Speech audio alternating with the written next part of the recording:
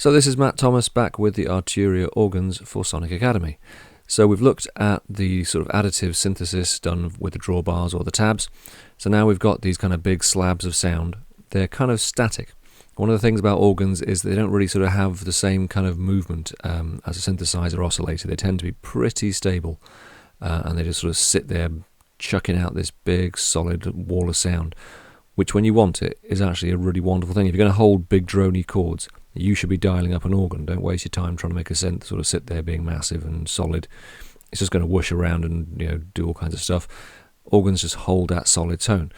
Now, if you want to sort of evolve the sound a bit more, we're going to need to look at some of the other things you can do on the organ. Now, these are old machines, and so compared to any synthesizer, they're very simple, they're very direct.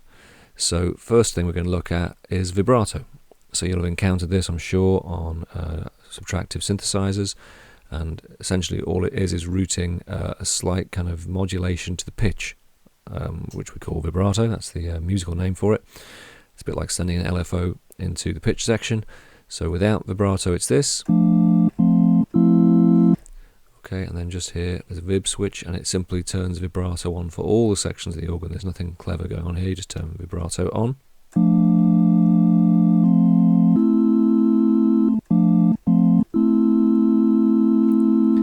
And for the Vox, that's it. It's really straightforward. There's an on-off switch. There's your vibrato.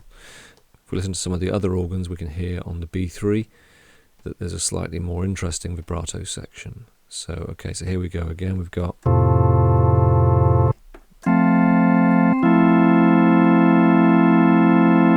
Okay, so there's our basic tone.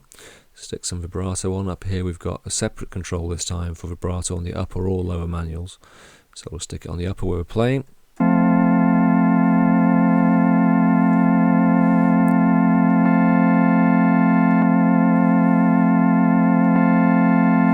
Okay, so we've got a nice fast vibrato there. Now next to the vibrato switches we've got a control to select between 3 different vibratos, V1 here, V2, V3, and chorus 1, 2, 3. So the vibratos sound like this. Here's V1.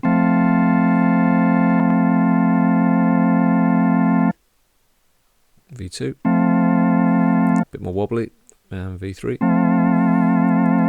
really pronounced. So these are just different depths of vibratos. When you get to this one, you've got this real kind of like...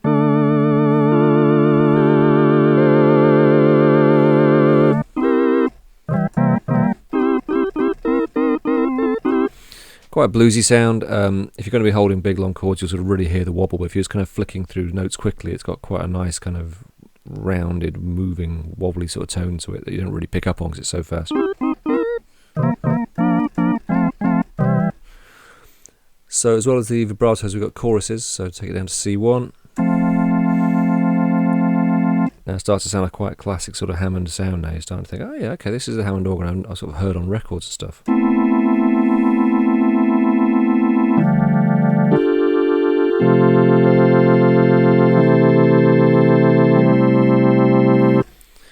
So you've got these 3 different choruses, that chap there, C2 up here, different tone again, C3, really heavy chorus there, starting to sound quite sort of, almost like fairground organ noise. But there you go, so those kind of like sort of the bread and butter sounds that the organ was used for in sort of bands and combos for years. They're there in the kind of chorus tones. The vibratos are a little kind of less sort of definitively Hammond sound, but there you go. In the choruses, you're starting to get that kind of whooshing, whirling sound going. And there's more we can get into with the whole whooshy, whirly stuff, but just for a start, there you go. That's vibrato on the Hammond. So we'll now look at vibrato over on the Farfisa, which has got quite a nice little section as well. Now on the Vox, we just had vibrato on-off. On the Hammond, we had vibrato with a few different sort of depths. On the Farfisa we get actually a little set of controls. So here is that sort of straight sound again. I'll tell you what, that's the not at all straight sound of the Hammond, so we'll pop it over to the Farfisa and you can hear what I'm on about. Okay, so there's the Farfisa as it comes out of the box. So we'll turn the vibrato on. Not a huge difference, it's quite a subtle one when you first turn it on. That's because it's currently set to slow and light.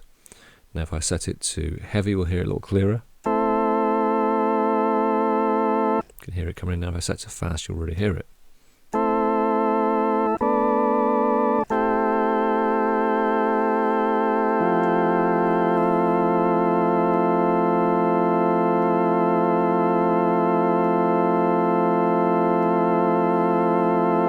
Okay, so that's the vibrato on the Farfisa. As well as vibrato, there is another sort of simple tone shaping control you'll find on most of the organs, which is tremolo. Okay, so we got it here on the Farfisa again. It's nice and sort of easily accessible. You've got a tremolo on-off and tremolo speed, and there's even a little diagram to sort of show you what's going on. Tremolo simply turns the volume up and down, okay, on the sound. If it does it to really extreme levels, you actually sort of get silence. But I think the Farfisa just kind of goes between loud and soft, so you get this kind of like sort of slight shuddering movement. So let's turn the vibrato off, so we're just hearing the straight sound, and let's hear it with some tremolo.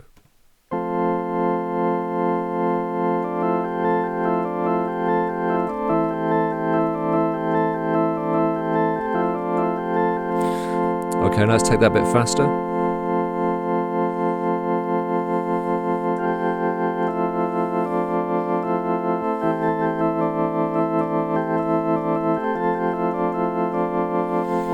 Okay, so that's tremolo, nice simple effect at the extremes. We're starting to get something a little bit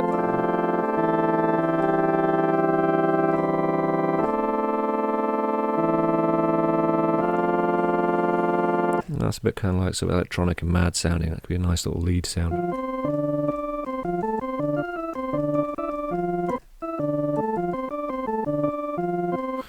So tremolo, nice straightforward, that's all there is to it. We've also on the Farfisa got a little sync button there, and that will mean that this controllers are stepping through clocks in time with the tempo of your track, as opposed to just a sort of a range of speeds. We're going through synchronized stuff from slow sync through to fast ones. That's the tremolo.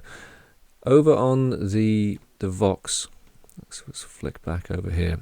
We've got tremolo, but it's kind of hidden away. There's a whole bunch of hidden features in these organs that Arturia have added. We're going to go through those in a little separate section, maybe look at each one. But while we're talking about tremolo, I'll show you where it is on the Vox. So what you have here is you've got your Vox Continental, and Arturia have actually made two versions. There was a whole range of different Voxes, from like dead simple ones to like these super deluxe. And they tended to basically, the more money you paid, the more drawbars and the more sound options you got. So up here, if you press X, you get all the extras, and there you go. You get like this monstrous, tons of extra drawbars. You even get like an extra wave shape over here, S, which is string. You get like a kind of sawtoothy, stringy sound coming out of there. And over here, we've added, where there was just reverb and bass, we've now got trem. So there we are. So I'll take that vibrato off. There's our steady sound, and here's with the trem on.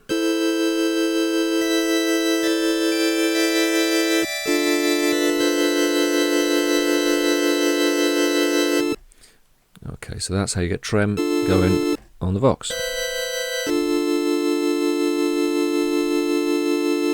Now there is no trem on the tremolo on the B3. It was just vibrato, but we've got the chorus on there, which we don't have on the others. So there you go, that's a quick sort of roundup of the tone shaping. There's one other thing I'm going to quickly show you, which is kind of related to tremolo.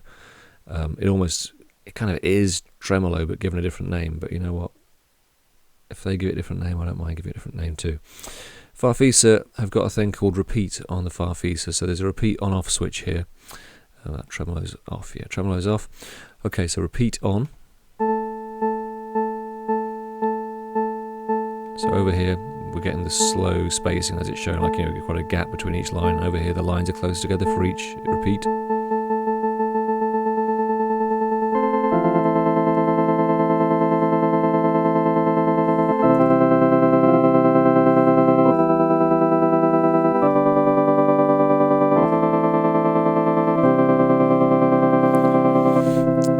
So we've got repeat there.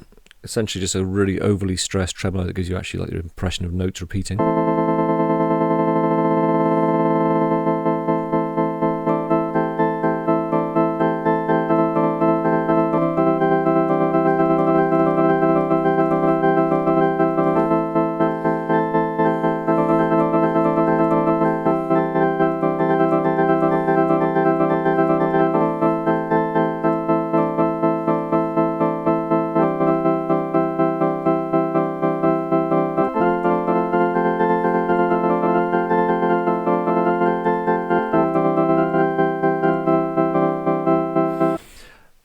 probably hear there was like sort of weird timing stuff going on. That's because what I was intentionally playing sort of in time with the ding ding ding, just roughly by hand, playing sort of roughly in time with that sound.